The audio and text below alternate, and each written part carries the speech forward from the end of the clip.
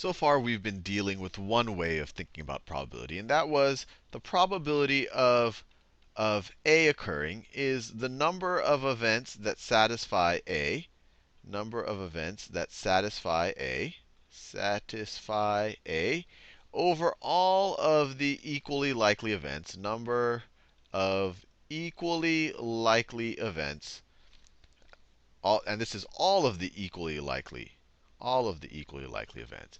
And so in the case of a fair coin, the probability of heads, well, it's a fair coin, so there's two equally likely events, and we're saying one of them satisfies being heads. So there's a 1/2 chance of that you having a heads. Same thing for tails.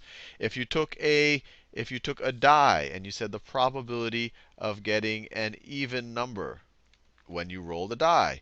Well, there's 6 equally likely events, and there's 3 even numbers you could get. You could get 2, a 4, or a 6. So there's 3 even numbers. So once again, you have a 1/2 chance of that happening. And this is a really good model where you have equally likely events happening.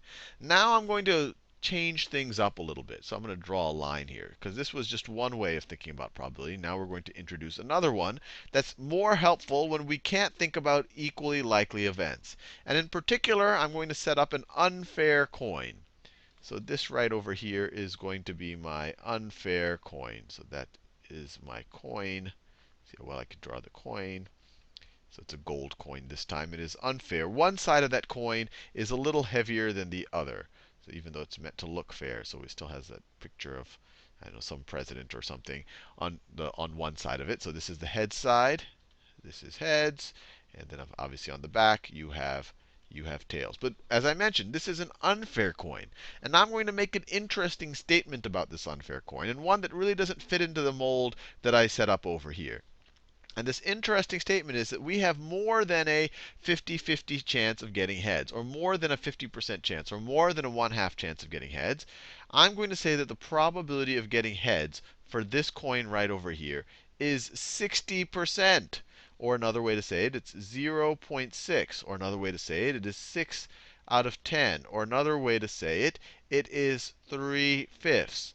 And this might make intuitive sense to you, and hopefully it does a little bit. But I want you to realize that this is fundamentally different than what we were saying before. Because now we can't say that there are two equally likely events. There are two possible events. You can either get heads or tails. We're not assuming that the coin won't fall on its edge, that's impossible.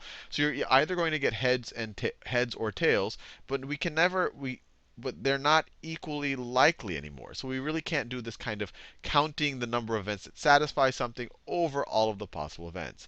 In this situation, in order to visualize the probability, we have to kind of take what's kind of called a frequentist approach, or think about it in terms of frequency probability.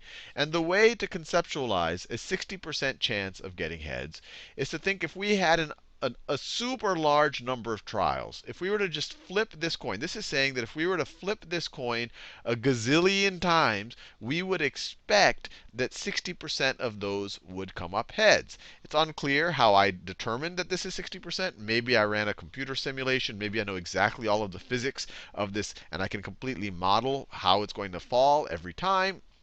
Or maybe I've actually just run a ton of trials. I flipped the coin a million times, and I said, wow, 60% of those, 600,000 of those came up heads. And then we can make a similar statement about tails. So if the probability of heads is 60%, the probability of tails, well, there's only two possibilities, heads or tails. So if I say the probability of heads or tails, it's going to be equal to 1. Because you're going to get one of those two things. You have a 100% chance of getting a heads or a tails. And these are mutually exclusive events. You can't have both of them. So this is going to be, the probability of tails is going to be 100% minus the probability of getting heads. And this, of course, is 60%.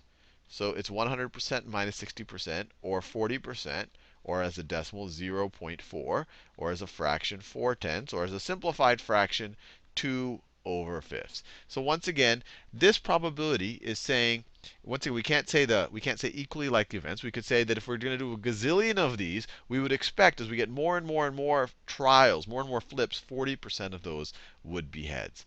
Now with that out of the way, let's actually do some problems with this. So let's think about the probability of getting heads on our first flip and heads on our second flip. So once again, these are independent events. The coin has no memory. Regardless of what I got on the first flip, I have an equal chance of getting heads on the second flip. It doesn't matter if I got heads or tails on the first. So this is the probability of heads on the first flip times the probability of heads on the second flip. And we already know probability of heads on any flip is going to be 60%. Or another way to say it, I'll write it as a decimal, makes the math a little bit easier. 0.6, 0.6, and we can just multiply. I'll do it right over here. So this is 0.6 times 0.6. Now, it's always good to do reality check. If I'm taking, this is one way to think about it, is I'm taking 6/10 of 6/10. So it should be a little bit more than half of 6/10. So probably a little bit more than 3/10.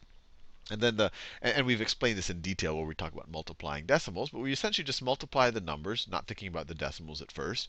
6 times 6 is 36. And then you count the number of digits we have to the right of the decimal. We have 1, 2 to the right of the decimal, so we're going to have 2 to the right of the decimal in our answer. So it is 0.36, and that makes sense. We're taking 60% of 0.6. We're taking 0.6 of 0.6, a little bit more than half of 0.6, and once again, it's a little bit more than 0.3. So this also makes sense. So it's 0.36, or another way to think about it, there's a 36% probability that we get 2 heads in a row given this unfair coin. Remember, if it was a fair coin, it would be 1/2 times 1/2, which is 1/4, which is 25%. And it makes sense that this is more than that. Now let's think about a slightly more complicated example. Let's say the probability, and let's say the probability of getting a tails on the first flip, getting a heads on the second flip, and then getting a tails, let me do this in a new color, and then getting a tails on the third flip. So this is going to be equal to the probability of getting a tails on the first flip, because these are all independent events. Having one event, if you know that you got a tail on the first flip, that doesn't affect the probability of getting a heads on the second flip. So times the probability of getting a heads on the second flip. And then that's times the probability of getting a tails on the third flip. Times the probability of tails on the third flip. And the probability of getting a tails on any flip, we know, is 0.4. The probability of getting a heads on any flip, the probability of heads on any flip is 0.6. And then the probability of getting a tails on any flip is 0.4, is equal to 0.4. And so once again, we can just multiply these. So 0.4 times 0.6. So if we multiply 0.4 times 0.6, there's actually a couple of ways we can think about it. Well, we could literally say, look, we're multiplying 4 times 6 times 4, and then we have 3 numbers behind the decimal point. So let's do it that way. 4 times 6 is 24. 24 times 4 is 96. So it gives us, we get 9, we write a 9/6, but remember, we have 3 numbers behind the decimal point. So it's 1 to the right of the decimal there, 1 to the right of the decimal there, 1 to the right of the decimal there. So 3 to the right. So we need 3 to the right of the decimal in our answer. So 1, 2, we need 1 more to the right of the decimal. So our answer is 0.096. Or another way to think about it is, write an equal sign here. This is equal to a 9.6% chance. So there's a little bit less than a 10% chance, or a little bit less than 1 in 10 chance of, when we flip this coin 3 times, us getting exactly a tails on the first flip, a heads on the second flip, and a tails on the third flip.